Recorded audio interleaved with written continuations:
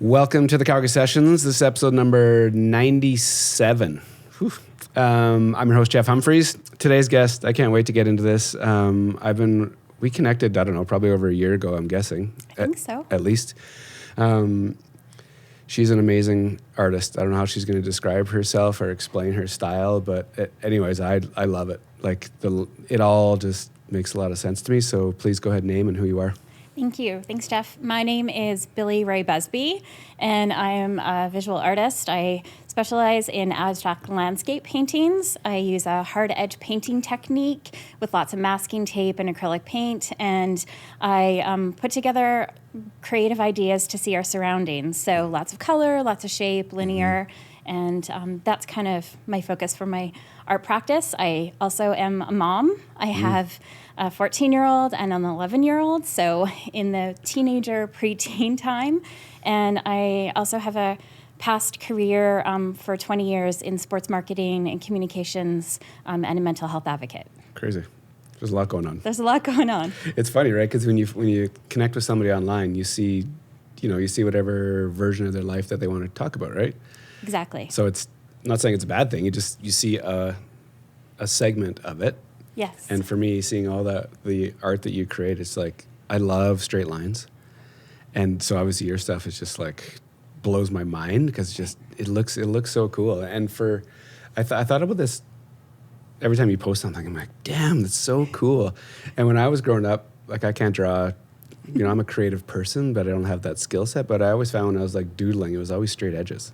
Really? Yeah, it was always like just corners or squares. Everything was very straight and linear. Okay. So when I saw your stuff, I was like, oh shit, you can be really good at drawing using like those kind of ideas. Exactly. The hard edge sort of look is for sure an aesthetic and something that I think a lot of people appeal to, whether it's stripes or shapes or things like that. You've seen a few of these. Yes. So you kind of know what's about to go down. So take it back as far as you want to go. Sounds good. You've seen different examples of where people go, so take it wherever you want to go, and you and I will have a cool conversation. Just I get to learn about where you came from and what you're up to. Good. Well, I was born in Yorkton, Saskatchewan. So Yorkton, if anybody doesn't know, is kind of prairie land near the Manitoba border. And I was born and raised there, mid-70s. Again, I don't mind sharing my age. I think it helps with talking about the path that I've taken. I agree. So, I'm always dropping what you're on board. Like, yeah, I'm always saying 77. So. Yeah, exactly. I think we're about the same age. Yeah. So it's, so 1975 I was born, and I had a bit of a precarious start, I guess you could say. My mom had a brain aneurysm when she didn't know she was pregnant at the time. So she had brain surgery, and after she recovered, they said, oh, and you're pregnant.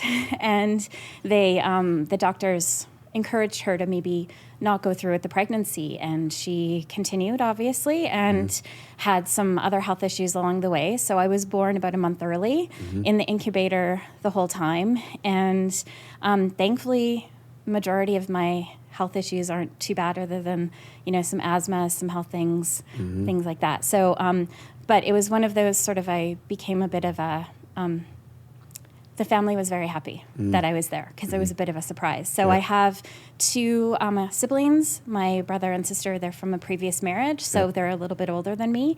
And growing up in Yorkton, Saskatchewan, I kind of grew up as an only child because they were older. They were out of the house by the time I was about 5.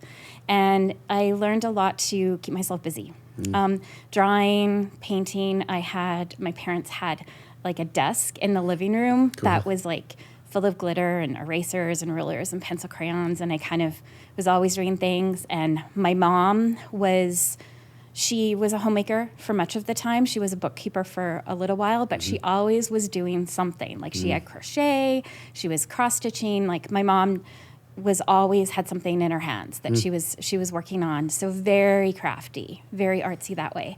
And my dad was a serial entrepreneur. He owned a tire shop with another partner in Yorkton, and over his career, he actually went to SAIT back in the 50s, and he had the tire shop. He also had a couple other kind of things along the way. He was a realtor at the last part before he retired, and he even came out to Calgary. I don't know how old Dad would have been, but he was probably in his 50s or maybe 60, actually probably in his 60s. And he came out to Calgary and learned to be an auctioneer. So him and Mom would host antique auction sales in Yorkton too. So lots of, I was out delivering real estate calendars with my dad, and, you know, like lots of entrepreneurship around me all the time. And Dad knew everyone in the city. He could remember, you know, where they lived, what their last name was, you know, who their cousin was, that kind of thing. So I always kind of grew up around my mom busy doing fun, crafty things, and my dad knowing, always with cool business ideas and ways to promote himself. That's a very interesting combination. Yeah. Obviously, it makes sense for if you pick those up just like subconsciously, these skill sets for what I you're think up to so. now. I think because it's just being around them all the time, and it just felt natural. And, you know, Dad never, you know, he was just a business owner, and he had that entrepreneurial spirit. And Mom was just always creative. She never used to say she was artsy. Like, she was always super humble and really kind of didn't like the spotlight for anything. So she'd do it for fun. My aunt, her sister, was also very artistic, and she had a sign company that she would actually paint things by hand. Like, that was a while ago. And she used to be, back in like the 50s, she used to do commercials for the TV station there, but like they would draw them, paint them, you know, like way back then. So there was a lot of kind of artistic ideas in our family, but I wouldn't say like my mom was a painter or anything like that. She just she liked doing lots of crafty things, quilting, you name it. Cool. So what'd your like school childhood look like? You know, were you always like super artsy? Like what were you up to back then? I was artsy as a bit of a nerd, Jeff. I liked school, had lots of friends in kind of different pockets. So I had the farm friends, I had my city friends, I had my lake friends, because we had a lake at a cabin at a lake just about half an hour from Yorkton. Which one? A Good Spirit Lake. Okay, cool. So we spent most of our summers there. So I had lots of kind of different friends for to kind of make me whole. And but yeah, I was a bit of a nerd. And high school, I did take all the art classes. I graduated kind of, I think, second in my class. Oh, you're like... Yeah, I was like, yeah. But I also took courses that were good to my talents. Like, I took language arts, and I liked public speaking, so I did well in presentations. Yep. I liked writing. The art class, of course, I did really quite well. So I took classes that you would kind of excel at anyway. I didn't have the calculus or things that maybe weren't my area, so that did help. But I liked school. I liked most of my teachers. I found that I enjoyed it, and I don't remember doing tons of homework though, but I just enjoyed it. And during those years too, people, like, I kind of got acclaim for my art. It's a small, Yorkton's about 18,000 people. That population might be different now, but I had won a contest in grade 12 it was called the Canada Poster Challenge, and they were having youth submit designs for a potential poster on Canada Day. And I won for Alberta, and it was actually very cool because it was grade 12, and they had this big assembly where people from provincial government came and did this big presentation with me, and I felt really embarrassed because the boys hockey team had just won the Air Canada Cup, which was like a big deal. Yeah. And my part of the presentation was bigger than that. And I was so embarrassed because that was like the biggest deal in the city at the time, that the hockey team had won. So and then on graduation, I was graduating from high school, and we had the post-graduation party. It was at a Quonset. Again, I'm from farmland area. And I had to leave early because Mom and Dad and I were flying from Regina, which is about a 2-hour drive, to Ottawa. And we were special guests along with the other winners across the provinces and territories. So all youth, I think under 21 or so. Yep. And we got to go to a special ceremony at the Chateau Laurier. Cool. And the next day was Canada Day. And we were on Parliament Hill, you know, where they do the noon hour session. We were front row with Prime Minister Kim Campbell. Cool. That's when she was She was there during the time, and we got to meet her. So I always say, I'm like, yeah, I kind of skipped part of my grad celebrations to be able to go meet the Prime Minister. Who gets to say that? So it was very fun because they were all other talented artists that were young, and it was I appreciated that they also had us front row, because it just showed under her government how popular the arts were and how important they were. I actually did win the next year as well, and it was a different prime minister in power, Crutchy, and we were in the back. So it was we were still there, which was great, and they still treated us really well, and we had opportunities to meet a bunch of Olympians, and cool. But it was in my young age an interesting way to see how the government works and where they value the arts and youth too. Totally. What is it to win those awards at a young age? Like who knows how many submissions they had. I'm sure there's lots, and like to win it back-to-back years. Did you know you were that talented? Was it very natural, or were you just like doing things that you enjoyed? I just did things that I enjoyed, and I was drawing. That was a big focus. I am a painter now, but back then I was into realist drawing, and it was just something that I did. And with me kind of growing up by myself, I had lots of friends, but I enjoyed spending time by myself, and so I would use that time by drawing or making crafty things, or Mom and I would always go to the art sales and the craft sales and stuff. So it was just kind of something I did. I don't think I even asked my friends if they drew or not. Like it was something that I always kind of enjoyed doing.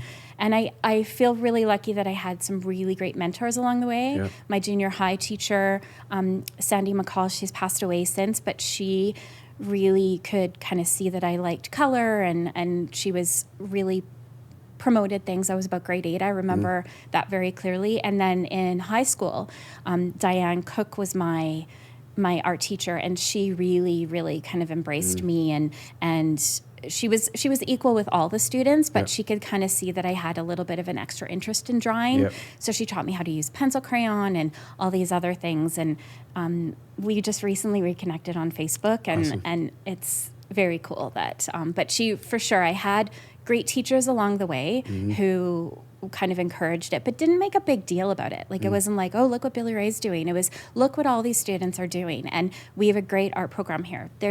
In Yorkton, there's a lot of artists who have come through there that have done great things, and I'd say those two were really helpful, not just having my mom around. Yep. Now that you've reconnected with that teacher, does she know how you feel about her, and like, have you shared this with her? Yes. Awesome. Yes. I've told her how important it is, and I was interviewed by the Yorkton paper last year and mentioned that in there too. So I hope she knows really that cool. It was important. Yeah. So what happens after high school? Where are you at? Besides winning all these awards and flying to meet prime ministers. Yeah, but this is where I'm going to throw you completely off. So which is awesome. Yeah, during high school,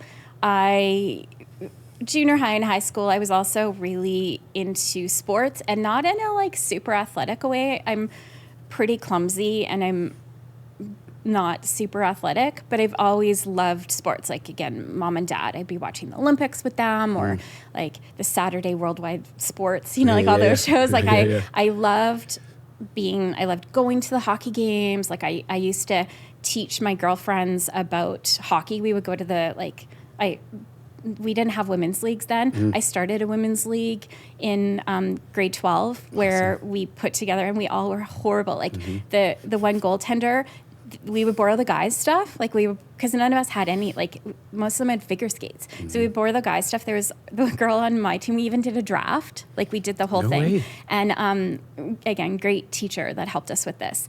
And the girl that was on my team, the goaltending equipment was so big on her, we had to like push her out to the net. But it was fun. And we had a bunch of the guys, they were supportive. Like it was a fun time. So I've always been involved in that kind of side of it. Do you think the Yorkton team that won, that was the midget team? Yes. Yeah, Air Canada Cup's AAA, yeah. Growing up in a smaller town, the sports scene is like... That's all there is to do. Yeah. You either go to the hockey games or you... like watch movies at home or something. So you were around it at such a like intimate level to go and like create this Totally. experience. It was kind of like, well, Exactly. kind of have to. Well, and there wasn't, like, I wasn't an overscheduled kid. You know, like now, even my kids, they're not in tons of things, but, you know, where kids are in everything now. I played the organ. Like, that was about it. So some of my friends were in softball, but there wasn't a lot of organized sport there. You played in gym class or you played kind of on your own. So you kind of had to make up your own things. So I would play. I was never a great skater. I was never a great hockey player, but I loved going out to the backyard rink.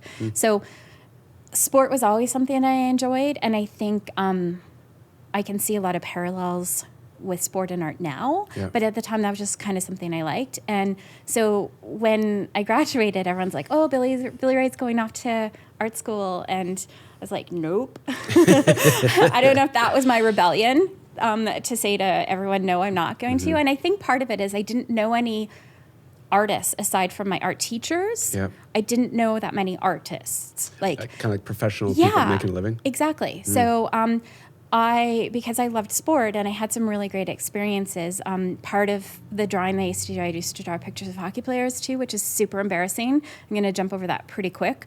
But I was able to make some contacts with Hockey Canada and a few other cool things where I learned that the administration side of working in sports was pretty cool. And again, that draft that we did, there's lots of cool things. So first year, I told mom and dad I wanted to be NHL commissioner. Ooh, yeah, exactly. Wow. Again, big ambitions. That and I thought going into economics might be a good step. Economics, I'm no Todd Hirsch. Economics for my first year was not great. It was through University of Saskatchewan, and they actually had first year you could take in Yorkton. They had teachers that came in and did university credit courses through Yorkton. And I took economics, took art classes along the way still. And just economics quietly? They were part of my electives. The art class was awesome. The economics was not thrilling enough for me. And when I did move to Saskatoon the next year, I actually went into kinesiology, into phys ed, because they had a sport management program. So still not focusing on art. Do you think it was a straight up rebellion? Like, I think so. I think because in the way that I knew what I liked, like I knew that I wanted to maybe try working in some sort of sports thing. Yep. I liked that side of it. And really, I wasn't convinced that art was something that I could do for a living. Yep. And I had been making money. Like even as a probably 18-year-old, people were paying me to draw portraits. Cool. But I was like, I don't even know who this person is. And I found it really not rewarding to, I was like, I got $100 to draw a portrait. Like, that's exciting. Yep. But I didn't have a voice, Yep. Jeff. That's probably the best way to say it. I didn't have anything that I wanted to draw or paint. And so going into sport seemed like it was going to be something that appealed to me. Yep. And my dad wanted me to be a business lawyer, and my mom was fine with whatever I wanted to do. So I was like, hey, well, how about I try this? And I loved it. First year Saskatoon, I lived in residence, and I still took art classes because those were the electives I could take. So I took painting and still kind of focused on making sure that. And I found having the art classes was super important for my balance. It kept me grounded. It was kind of a release for anything. But I took amazing classes like sports sociology, and I could go into this stream of sport management where the goal was that you would work for a sports organization. Very small group of people in it.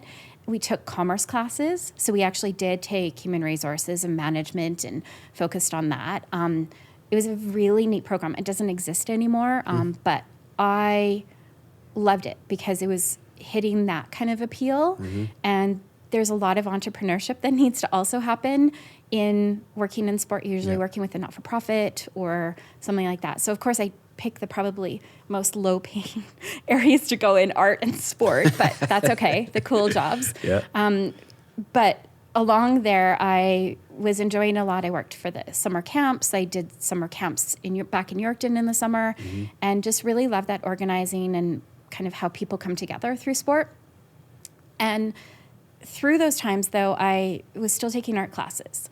And when I went to go speak to a guidance counselor, they said if you stay an extra year and a half, take some summer class, and you can actually get your Bachelor of Art as well too, in studio art. So I did. I was able to combine both, and my final, one of my projects in art was actually a sociology sport drawing that I had done about stereotypes in sports. So it kind of combined together. Yeah. And kind of like my friends I had in junior high and high school, they were all over. So I had my sporty jock friends and then my art friends, about as opposite on campus as you can possibly get.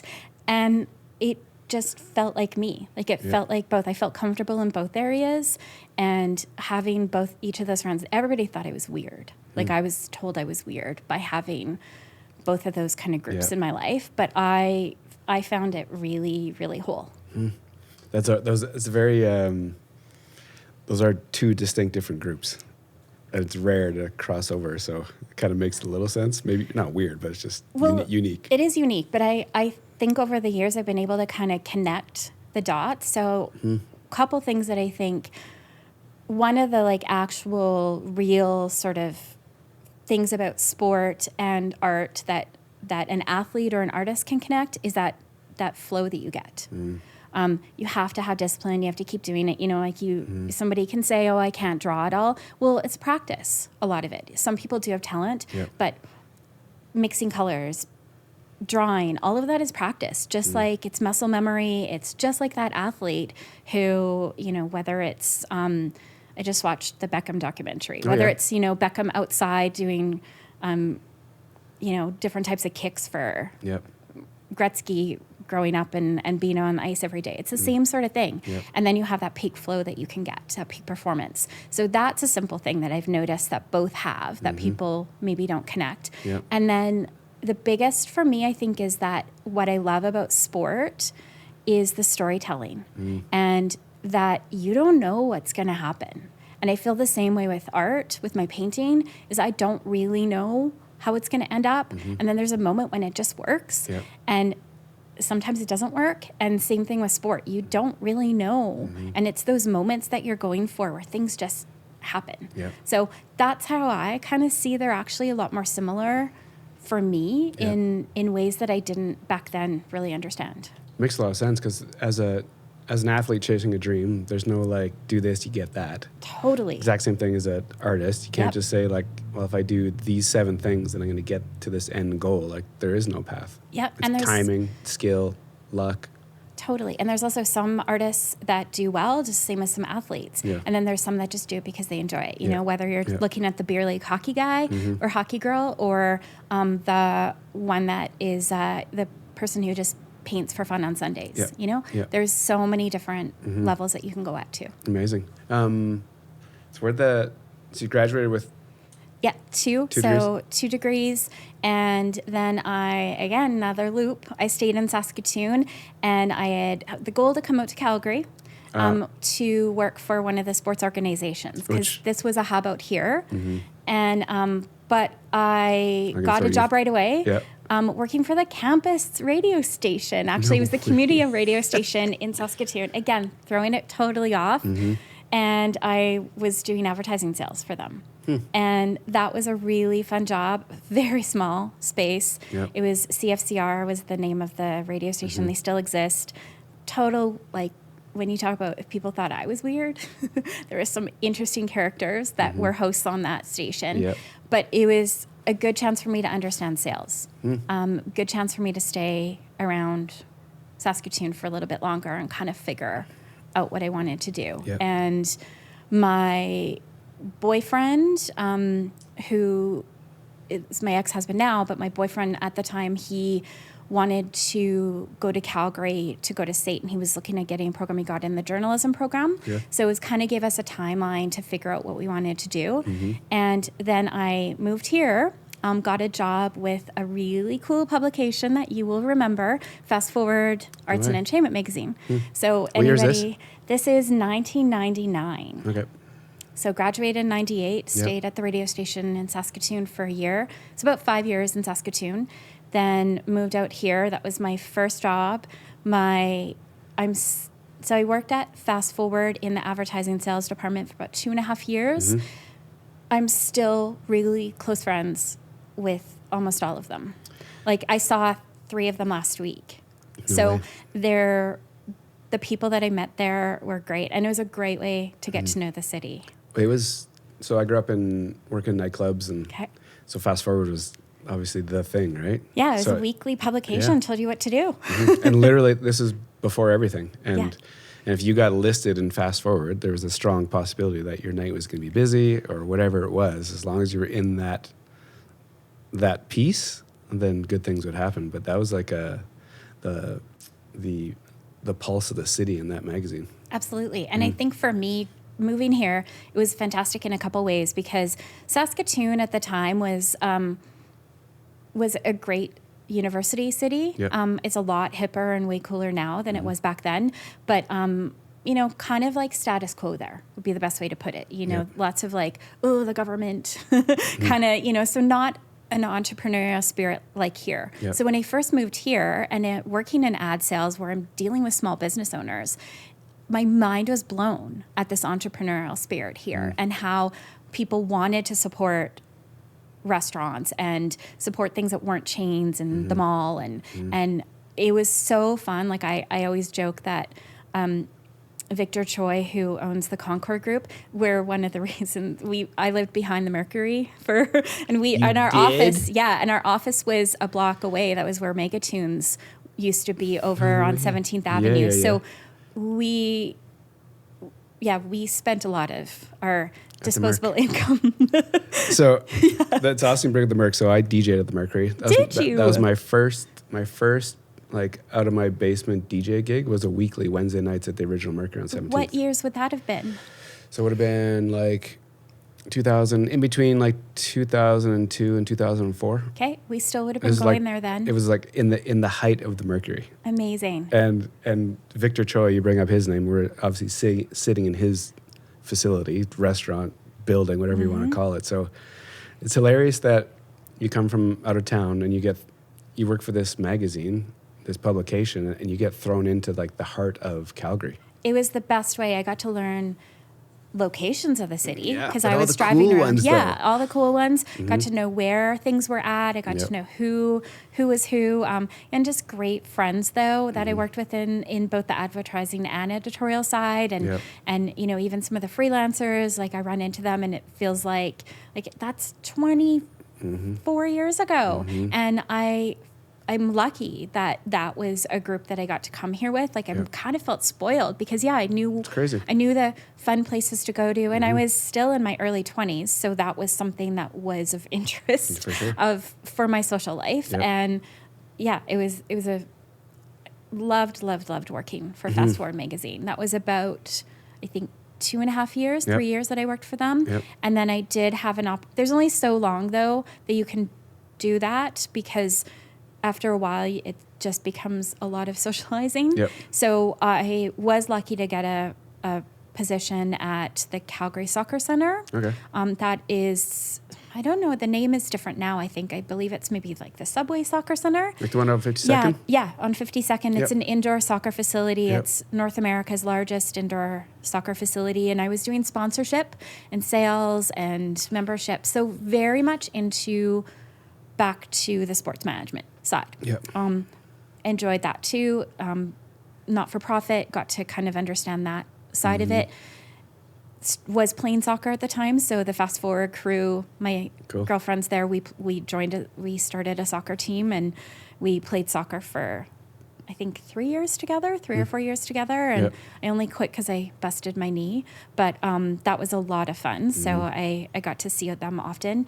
Then after that, I moved on to the Calgary Roughnecks. It was the year, about 2004 fall, it was the year after they won the championship, and I became director of ticket operations. And that was when it was still an entrepreneurial ownership before the Flames bought them. And so very small office, very small crew. We did, even though I was in charge of tickets and 1,200 season ticket holders, we did everything, like helping with the media events. We had to, one of my favorite stories is we had the championship trophy, and then none of the players wanted to see it because I was superstitious. Yep. So we had it hidden in the back closet, and we had to ship it back to the league, but we had no budget. Like, we were resourceful. Like, imagine when The Apprentice was cool and they would give you these projects. That was every day at the Roughnecks. And we had to ship back the trophy, but we didn't have a budget to use like a fancy courier company. So we were getting styrofoam and putting things in a box. And then we ran out of the styrofoam little balls. So we had to get paper and crumple it up.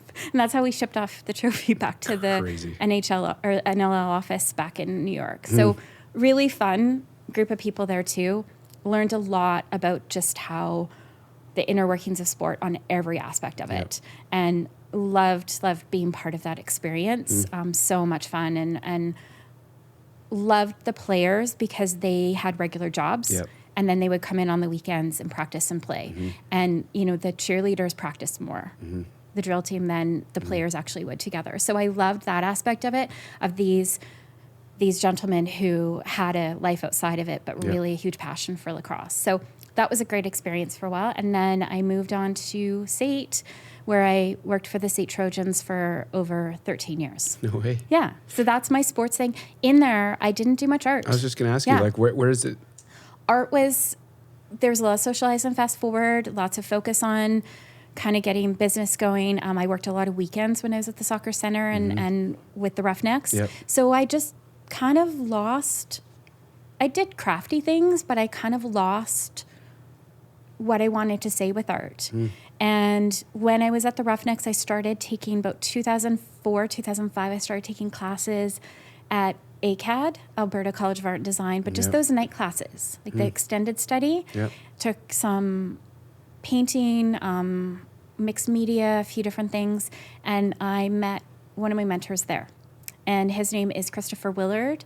He is, or at least he has been the head of painting at Alberta University of the Arts now, formerly ACAD. I know, I keep trying my best to say it right, so ACAD. You did good. Okay.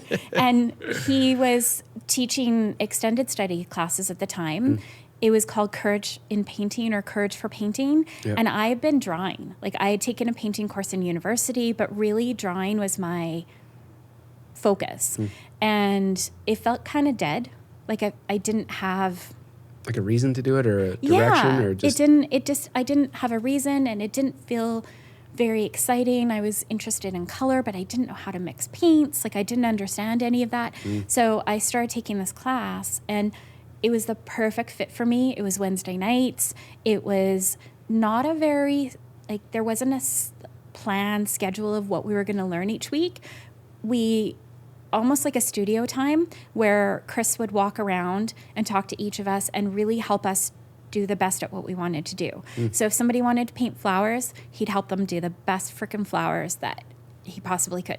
Somebody wanted to do, painting of their dog, he'd help them. It didn't matter if that was his style or not. And then he would see what the class was interested in, and he might like run down to the library and bring up a book about an artist and tell us. So it was very organic. Do you remember what you were painting? Yeah. Or was interesting to you? Oh, I remember I was doing an underpainting for like an interior design picture that I brought in. And Chris was also very outspoken, and not everybody liked it, but it was what I needed. And I remember I was like putting like little bits of underpainting down. He's like, "What are you doing?" I was like, "Oh, I'm doing an underpainting." He's like, "Why?" It's like, "Well, because that's how you start off your painting." Like, I don't know what I was doing. And he's like, "Just put some paint down. What's the worst thing you're going to do? You're going to waste some paint. That's it." He's like, "Put some freaking paint down." And I was like, okay. And after that, it was like, really, why am I scared of paint? Like, why do I have to be cautious with this? And I think it's from drawing. You know, you have these little marks that you have to make. And I was like, painting, I can just like put color down, and I can even go over it if I don't like it. Like, it was this whole new world. And I've always had the kind of this aesthetic of liking stripes and lots of color. And so he noticed that when I was picking kind of different colors for the paintings I was doing, and he showed me hard edge painting. Didn't know it very well, or I'd seen it, but it didn't really know the history. So he kind of took me in and showed me different things about that. That was also his aesthetic too. No way. He had a history of doing a lot of hard edge painting. So he showed me how to use masking tape properly. He showed me the different techniques. And for about 2 years, that's all I did is stripes and lines. And I perfected this ability to do it. Yep. And one day Chris in class said to me, he's like, "Hey, Billie, why are you still doing these? Like, why are you still doing these stripes?" Because it very rhetorical question of, I'm like, "I don't know." And he's like, "Okay, just think about it." Okay. And this is about 2006, 2007. So I've been taking his class for a couple years. Yep. And Like religiously every Wednesday? Religiously every Wednesday, kept taking the same class because it wasn't structured. Like I wasn't learning. There's different people. So I was Just always... you were the common denominator? Yeah, I was a common denominator, and I just enjoyed it, and I clicked with how he was teaching. Lots of color mixing, so I really enjoyed it. And it's a interesting story because I kind of perfected this way of doing it, but I just was doing colors and shapes. And so when he asked me why am I still doing this, I'm like, I don't know, but it opened that sort of thing to look around a little bit more. And my husband and I, again, he's my ex, but my husband, we were driving back to Yorkton several times over that year. My mom was sick. My mom had cancer. And so we were doing the road trip, and that's like a long road trip. And I remember coming back from Yorkton, and I was just passenger seat. You know, there's all the jokes about it's not always the most exciting drive. And I was half asleep, and I was looking outside, and it was like that light bulb moment. Like I remember it exactly right now, Jeff. Like this light bulb moment, this full clarity of just how in driving down the highway, how this like sprawl of the fields and the trees and the power lines and the clouds, how it just had these lines. Because again, I was half sleepy, so you're kind of squinty. And that was it. Like I was like, okay, I'm going to try these lines and shapes now with landscape. So I went home, found some like crappy calendar that I had that had some like field picture in it, took it to class the next week and started painting it. And Chris came over and he's like, "Oh, what are you doing?" And he almost fell over. He's like, "That's it." I'm like, "I know, this is it." And that has been, I've been painting abstract landscapes since about 2007 and still feel like there's more I can say. There's not very many of us doing this. There's lots of people who do landscape. There's lots of people who do abstract or hard edge, but only a small amount of us that are doing the combo together. That like I got a little goosebumps when you said like when you had that moment of clarity. What is that? People can go a lifetime without finding that. Were you actually looking for it, or do you think you were just open to it? You were just like... I think I was open to it. And I think if he wouldn't have asked me that question the week before, I wasn't really, actively, I was with my mom being sick. I had my mind on other things. So it wasn't like, I'm like, oh, I'm going to look around and see what inspires me. It was not that at all. But I think the combination of nostalgia of driving home, growing up in that sort of landscape, like all these sort of connections. I honestly don't know. There's a book called Big Magic that Elizabeth Gilbert wrote, and she kind of personifies ideas, that ideas are out there and they go to different people, and if you take it in, if you're open to it, then it stays with you. It's a little woo-woo, I'll say a little, but I think that happened to me, where it's just kind of the right place, the right time. It had meaning for me missing mom and, hoping she was going to be okay, all this kind of stuff, this sort of combo together, and how it just sort of fit all in one. But it was a like absolute light bulb moment. And I feel really lucky that I was able to experience that. But I think I was just open.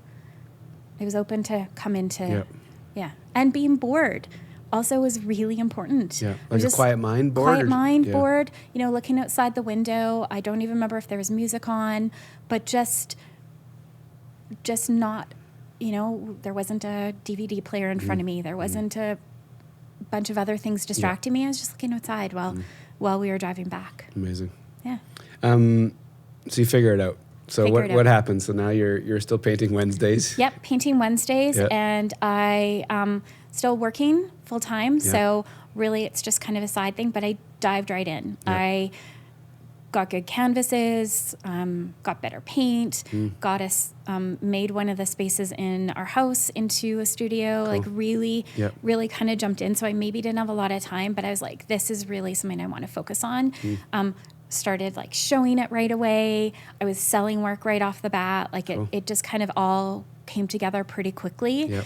And I took those classes. His wife actually ended up taking over the classes when he moved on to the higher position at ACAD. So I took from Laurel Smith. She was also a great mentor.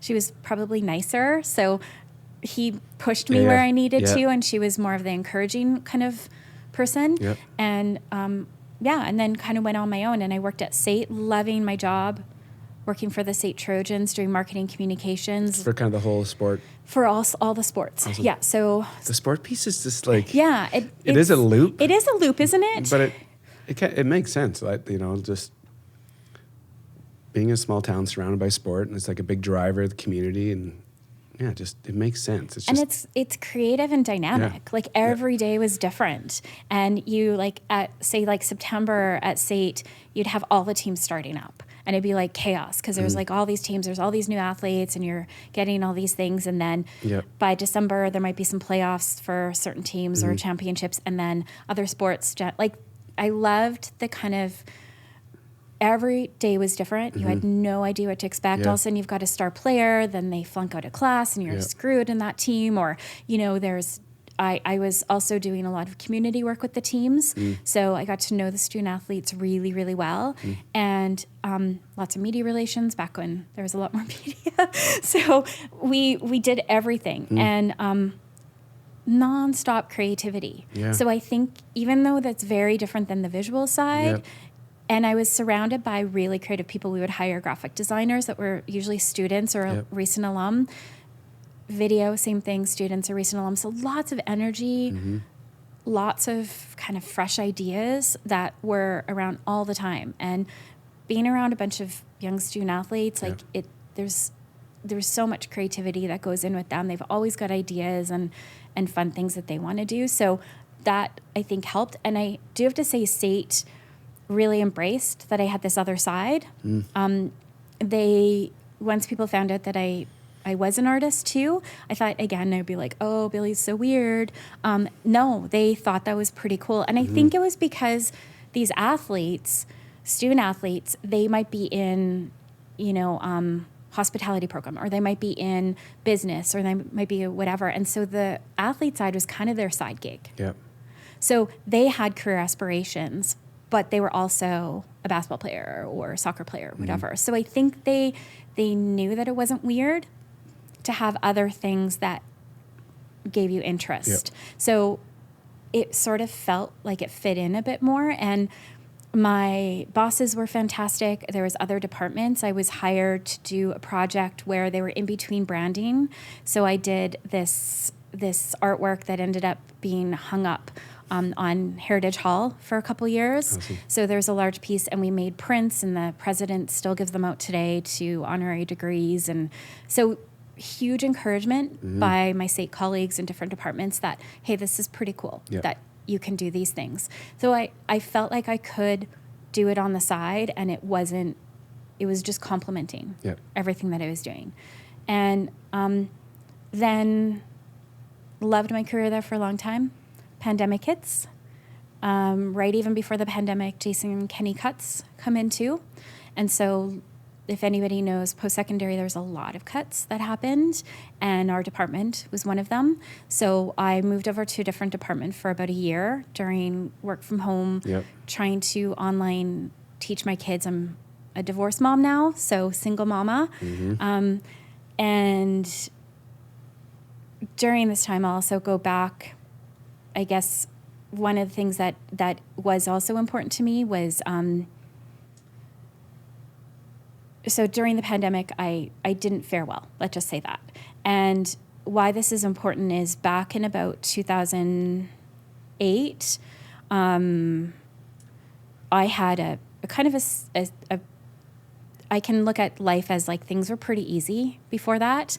And then 2008, just a rush of kind of really not awesome things happened. Life kind of hitting me in the face. One of my closest friends, Amber, she passed away in what was known as the Dalhousie murders. Anybody who's from Calgary would know that was Joshua Lal had killed his family, and except for his baby and also Amber. She lived in the basement suite. Amber was one of my closest friends, my husband at the time, and we used to spend all our time with Chris and Amber. They were a couple friends. They were going through a separation at the time, so she had moved into a basement suite, and she died in that tragedy. So that happened, and the next day, I found out that my mom was terminal with her cancer. So within like 12, less than 24 hours, my world kind of wasn't so simple anymore. Then I became pregnant with our first daughter, and mom was supposed to be okay. They said you might have a year. She was gone in less than 6 months. So that was pretty quick. My daughter was born when my mom wasn't around, and that's, for anybody who's had a situation like that, it's not easy. And I had a bit of postpartum depression, but undiagnosed, because I was also, even before that, was really kind of something, if you're not drowning your kid, you're okay, sort of. It was, so stigma around that was huge for me. And not so much even the mental health side of mental illness, but more of like, you can really be languishing with your mental health when things are happening. So say somebody has a breakup, or they lose a business, or they get laid off, or money problems, or health problems like disability, whatever. You might not have an actual mental illness, a diagnosed one, but your mental health can be so poor that it can be in a dangerous state. So I went through that, knowing that was going on. And then at SAIT, working with the community and students when the Brentwood murders happened, which was another tragedy, I was having a conversation with one of my colleagues, and we were discussing this, and she didn't know that I had lost my friend in a tragedy like that. And the conversation ended up going into mental health and how the people left behind sometimes are the ones that get forgotten. And we don't really talk about mental health, or, people are around for a month, but you don't really talk about things later on, and there isn't supports for people down the road. So it was like summertime, and summertime in sports is like, or springtime, I guess. It was right around, it was springtime. And so we weren't very busy. So my colleague and I, we chatted for about an hour and a half, 2 hours. And we're like, you know what, I wonder if the athletes go through this too. And then we're like, well, of course they do. They're, we put them on a pedestal. They have to practice 5 times a week, travel all across the province, and expected to get a 4.0 grade at point average. Of course, they're probably going through stuff that we don't talk about. So we made a program. We just put together, we're like, there's nothing happening right now. And we created a program called Make Some Noise for Mental Health. And it was a program that we ended up doing across all the Alberta College of Athletic Conference teams that year. And it was just about awareness. Mental health, it's okay to not be okay. What kind of resources are on campus? Just really starting conversations. And we started it at games. It still is going on now. It went across all the Canadian colleges over while I was still there. And why I bring this up is, since then I had become a mental health advocate, and a lot of athletes would come to me, and we'd actually go to schools and do presentations for students. And I was always it's okay to be okay. Well, pandemic hits and I'm not okay. And I found it really, really hard, even though I'd been preaching that for like years, that it's okay to not be okay. I found it really hard, and I actually went on stress leave. Hadn't been painting for a long time, went on stress leave, and decided that I would go back to work and see how it goes. I got a little bit healthier, fantastic doctors, fantastic psychologists helping me along the way, fantastic support at SAIT even too. But I was not well. And really, really hard to admit that. Ended up going back to work and realizing that this just wasn't working anymore.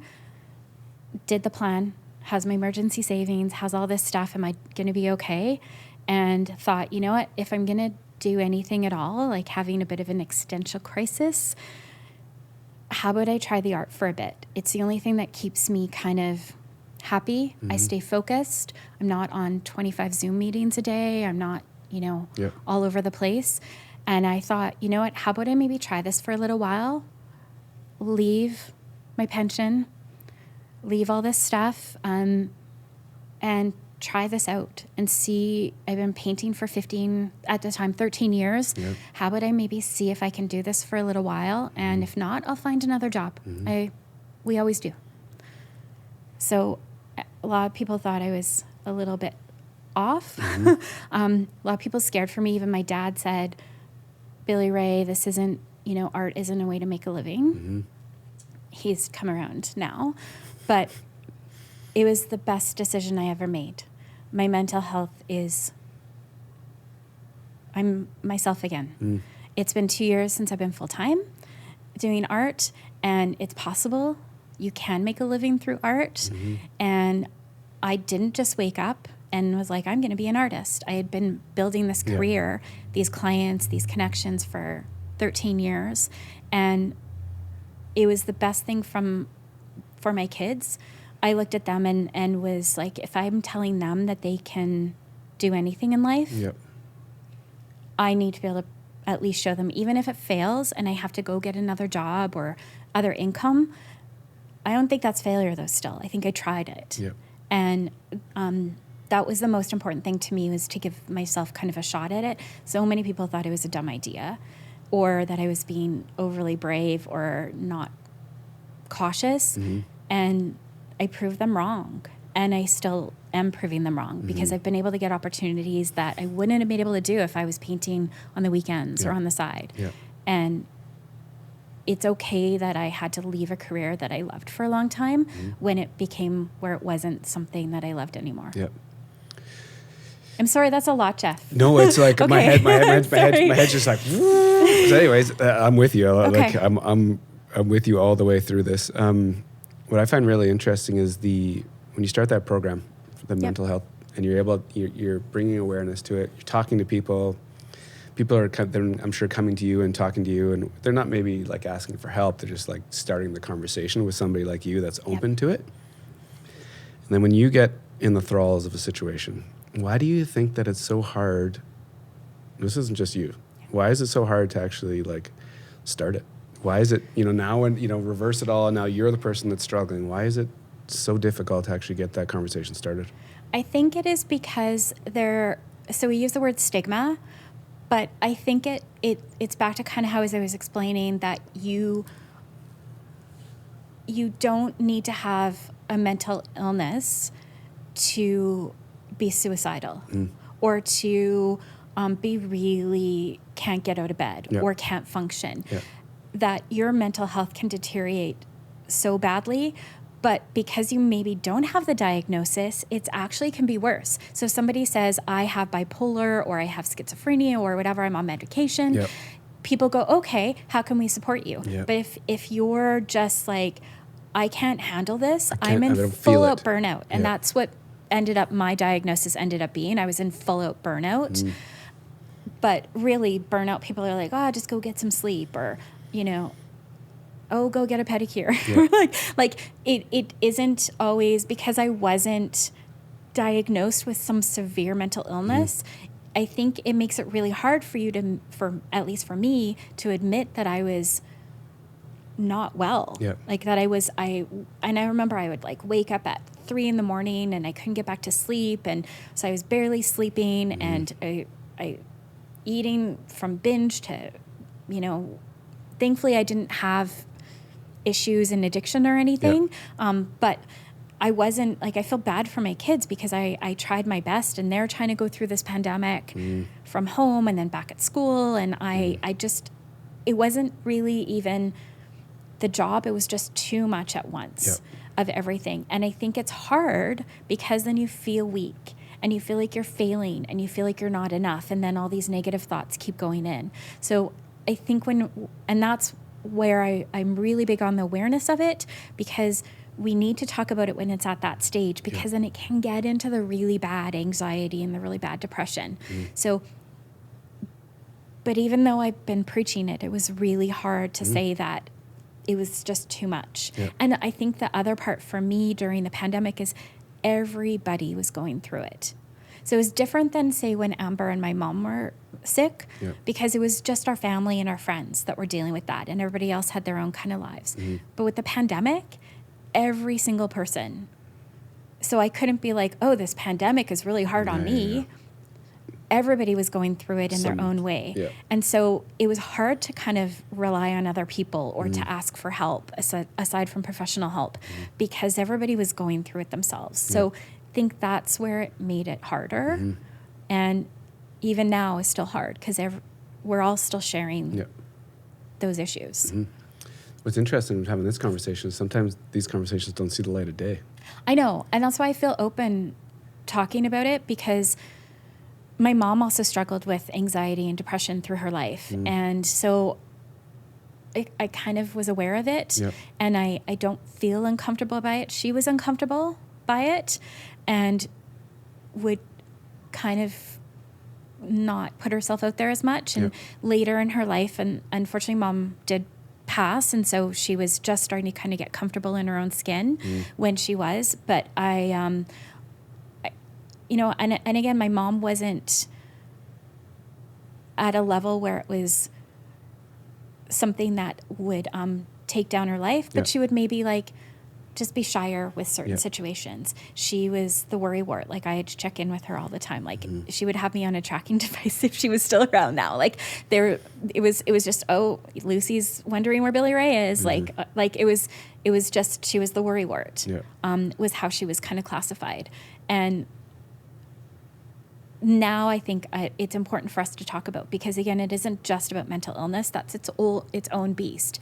It's that we can have a great life and still be struggling in some sort of way. And how do we have those conversations, and how do we support each other? Well said. The art piece. Yes. When you kind of, you're in a, sounds like a dark time. Yep. Go all in on this idea that's abstract to most, because it's art. There's no real set path. You have dependence, but like there's a lot of reasons not to do it. You have a body of work and a lifetime of work behind you to actually like take a swing at it, which some people might not understand. So when you get going, what happens? Before you go, please, because you and I, like I said, if we've been connected for a year and a half, if you started this 3 years ago, so whenever we got connected, it was pretty it's fresh. Pretty new for full time. And now what you're up to is like, what you've been accomplishing is insane. So it's been a quick ride. But anyways, go back to what that start felt like and what's been happening. The start was really about the mental health, really.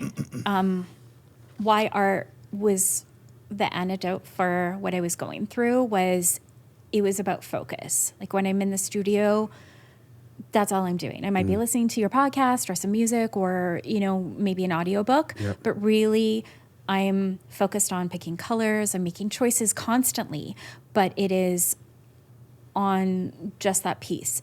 And when it's paint, especially if I mess up, I can paint over it again. Like it doesn't feel like it's the end of the world. Whereas for a while there, everything seemed urgent at work. I'd have a WhatsApp message going and 3 Zoom meeting requests and never time to finish. Like it just seemed like there was constant need for things to get done. And I just couldn't make it all happen. Whereas when I'm in the studio, it's totally just about the painting. And there's such a release that happens with that. It can kind of feel a little bit tiring because there's so much still mental of like the choices you do. But for me, it was like, I need to simplify my life again and create some more work. I've been able to sell these works throughout the whole time. I'd been selling work anyway. Just so randomly, somebody sees something. Yeah, and I'd have shows, and I skipped over one of the big things that happened back in 2014. I was asked by Foreign Affairs Canada to give some designs and they made them into a carpet that is in Canada House in London, England. So that was a highlight. So I've had some, and the Queen walked on it. Like there's been some cool things in that side gig that I had along the way. That was like, okay, maybe I could do okay in this. Yep. And really just, it was about the focus of feeling okay. And then once I started feeling okay and kind of putting it out there that, hey, I'm working on this full time now, things just started falling into my lap. Like it was this opportunity here. I had a gallery in Montreal contact me.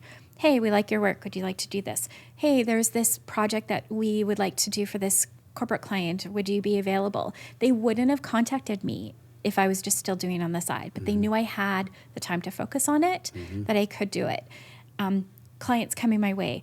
Also, the pandemic was really good time for artists. Yeah. People were looking at them online. People were upgrading their art in their house or in their office because that's where they spent 99% of their time. Yeah. So that was actually a really, really good time to be an artist. Huge connections worldwide. People all over the world connecting with you because they could through Zoom and through Instagram. And so all of that kind of like happened together where it just helped. My background in being resourceful for these sports teams where we had very little budget, and I think that was super key. So I wouldn't have been able to do any of this 20 years ago.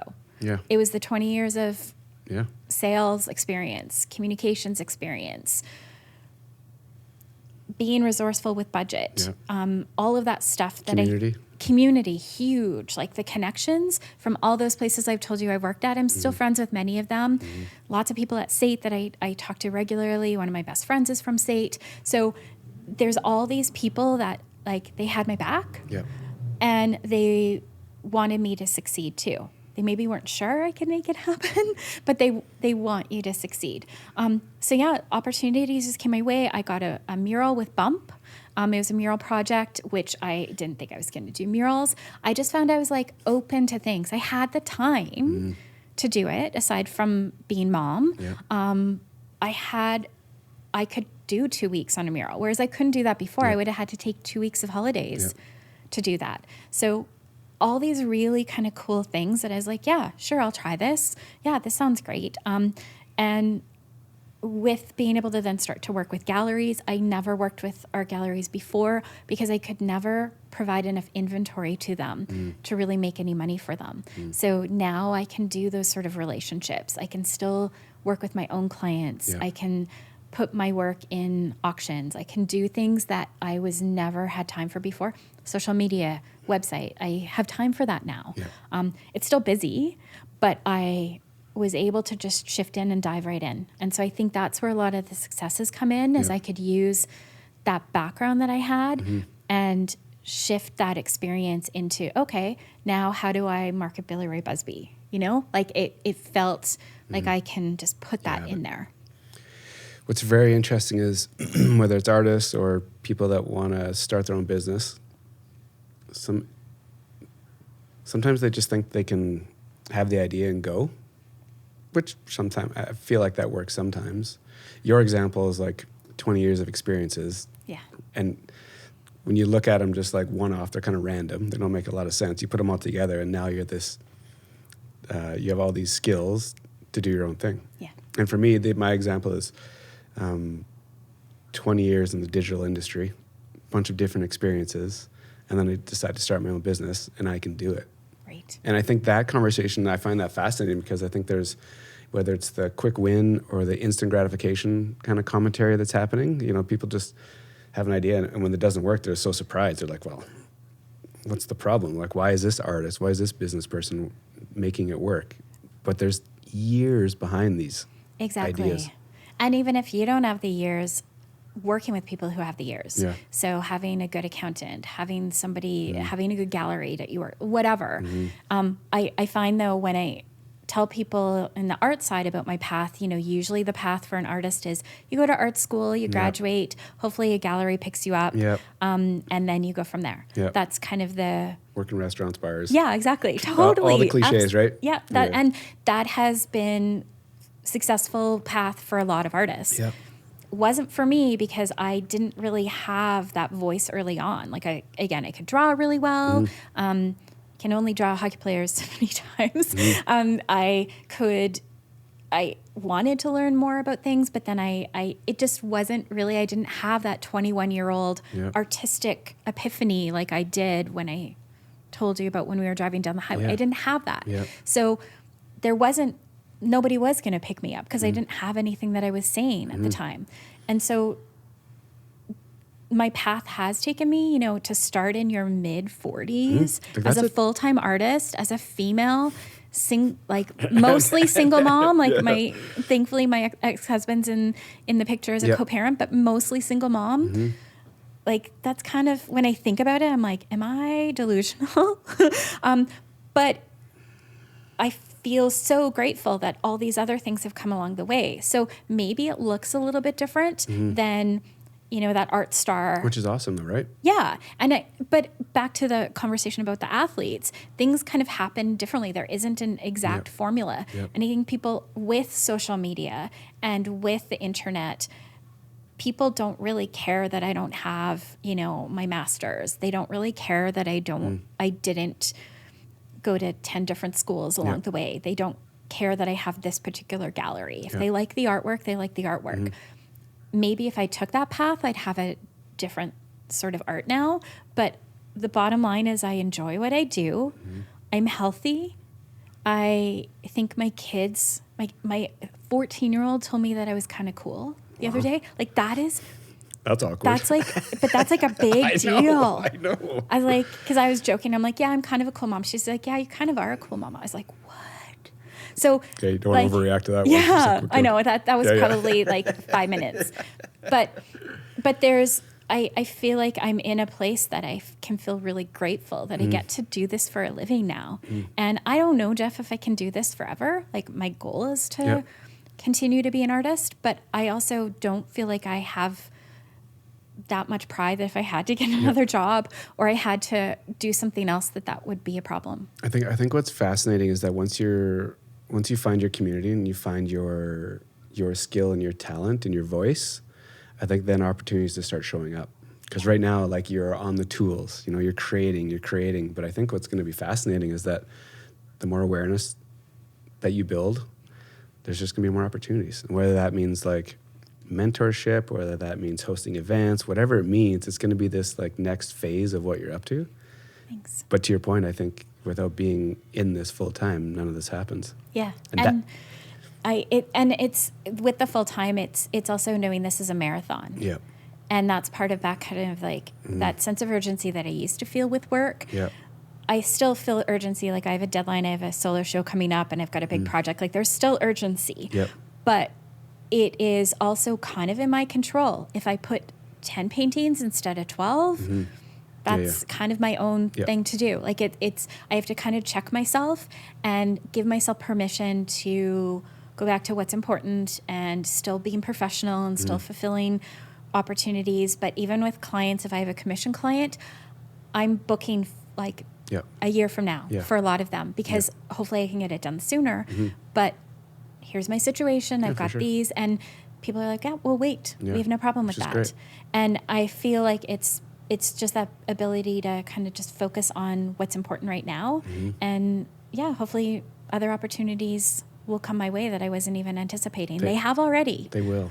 So I had an opportunity last year I did a huge project, which was quite special and significant in the way of the amount of work. It was 16 paintings for TC Energy they were renovating a floor that was going to be more of a communal floor. Yeah. And that never happens where it's like a living artist, somewhat, I'm not really emerging, but I'm not mid-career either. I'm still more on the emerging side and female, not historical work and commissioned specifically for that space. So that was huge. And I never, ever would have thought that the minute I decided that I should try this, that something like that was going to come my way. Yeah. And just to know that there is even opportunities out there like that, which is rare, but because I wasn't expecting it, who else knows what else is going to be out there. As long as I keep painting, I keep putting myself out there, and I keep trying to be professional and nurture those connections and relationships I already have with clients and other people in the art world, I think you never know what's going to happen. Just a lot of good things. Yeah, I hope so. I think the variable too is if you're a good person. I think there's so many. You always hear about we don't always.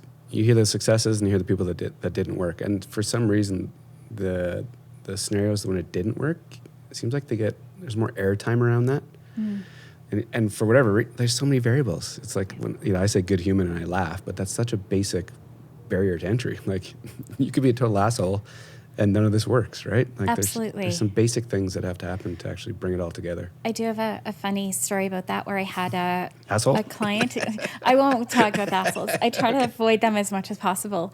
So I did have a client though, who they saw my work online or at a gallery or something. This is a handful of years ago, and they wanted to buy a piece. And this was before I was working with where I was still mainly selling on my own.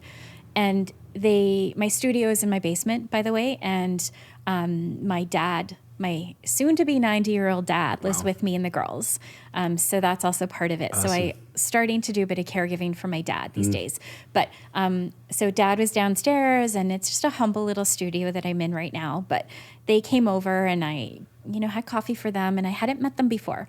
And they bought a painting, and in our conversation after, while we were finalizing a few things, they're like, yeah, you know what, we really wanted to meet you because we bought a painting one time and we found out the person was a total asshole, and we can't look at that painting and think of anything else other than that. And so we really like you and we like your work, but now that we know that we like you, we also feel comfortable in having your piece up. I was like, I never had that experience before. I've never had anybody say that. Of course, my friends might buy my art, but they're my friends.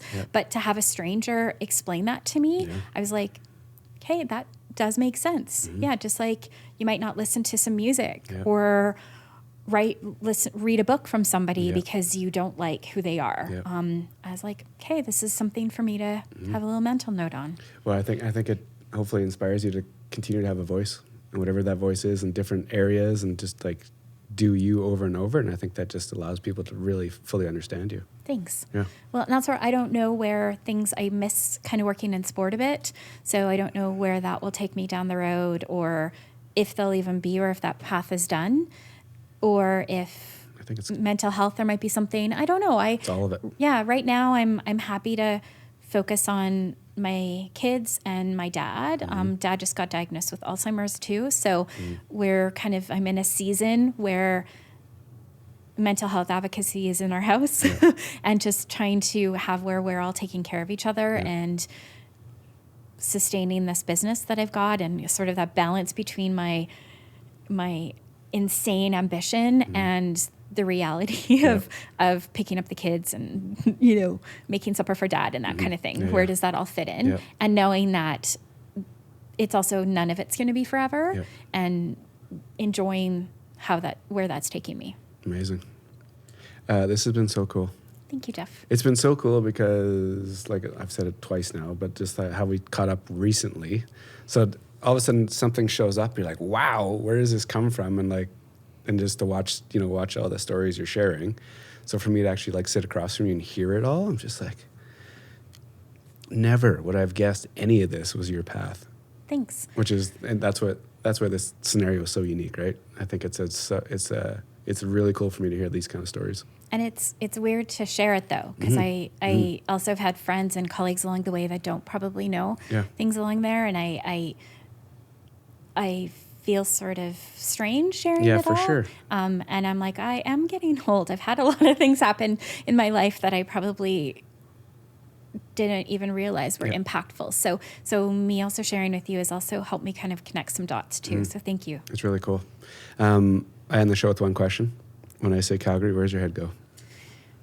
100%. It's entrepreneurial spirit. It's back to those examples of the Mercury to, you look at some of the fun areas in the city still, the downtown, Inglewood, Kensington. wanting to support them. One of the quick things to share too is my family has pioneer history here. My great-grandfather, Angus Charles, was Sparrow. That's actually my maiden name is Sparrow, came here in 1881. He was an original rancher here. His area was where the Manchester and Alboya, that's where our farm was. So, but his half-brother had the first butcher shop here in Calgary. And trying to get the history, but like my great aunt, she was the first female insurance saleswoman here. And my Aunt Hattie was the second white woman born here. So I look at all this kind of entrepreneurial spirit is what Calgary is all about. Yep. And having those connections, having where that, I know that's where it all started from too. It's really, I think, wonderful how Calgary is still growing. And I hope that we can kind of get back to supporting each other in those small businesses. Yep. And even the big ones, like look at the oil and gas, they all started as entrepreneurial ideas at one point too. So is there new entrepreneurial, whether it's new things in energy? Is there new technology? Is there other sort of ways, even your business, like how can we support that entrepreneurial spirit? Because I think that is something that stands out with Calgary versus other cities across this nation. Awesome. I agree with you, by the way. Okay, good. Thanks for taking the time. Thank you. I cannot wait to watch your career continue to grow and just to check out all your cool pieces, because I'm not bullshitting you because you're sitting across from me. Every time you post something, I'm like, those colors work together? And it's just like always blows my mind. So thank you, Jeff. Well, I'll invite you to the next art show I have here. I'd love to come. Be great. Okay, thank you. Thank you.